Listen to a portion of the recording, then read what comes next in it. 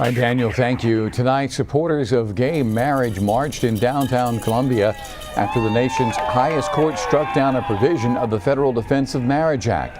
The court ruled that legally married same-sex couples should get the same federal benefits as others. South Carolina Equality and other gay rights organizations hit the streets to show their support for the court's major decision.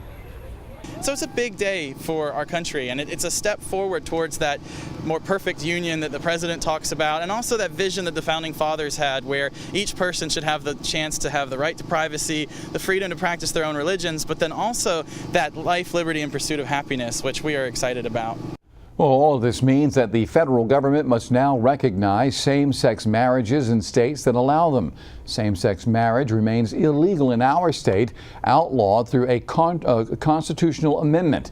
We spoke to a woman today saying she hopes that's going to change.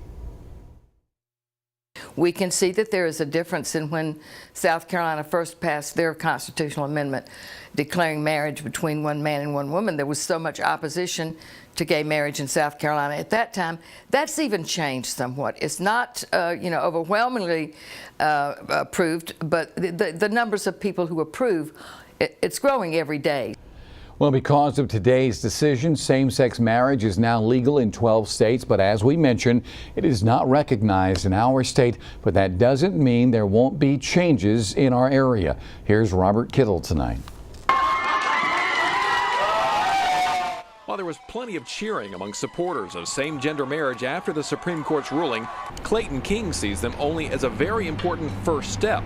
He and his partner of 30 years plan to go to New York later this year to get married. Because of the ruling, when they get back to South Carolina, they'll have federal benefits like filing a joint federal tax return. There are, some 1,100 federal benefits and protections that we've not had, and that's going to change now. But he and his partner still will not have any state benefits. That's why he and other supporters of same-sex marriage will work to change South Carolina's constitution. But groups that fought for that constitutional amendment defining marriage as between one man and one woman will be fighting to keep it.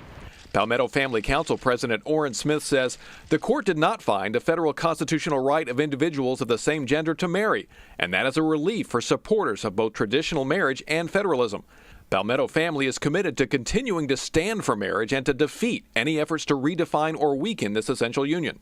USC law professor Derek Black says the ruling will have a small effect in the state. My opinion is that yes, under current law, if someone moved from New York to here, the state would have to recognize the fact that they were married, because we certainly would recognize a heterosexual couple's marriage from New York.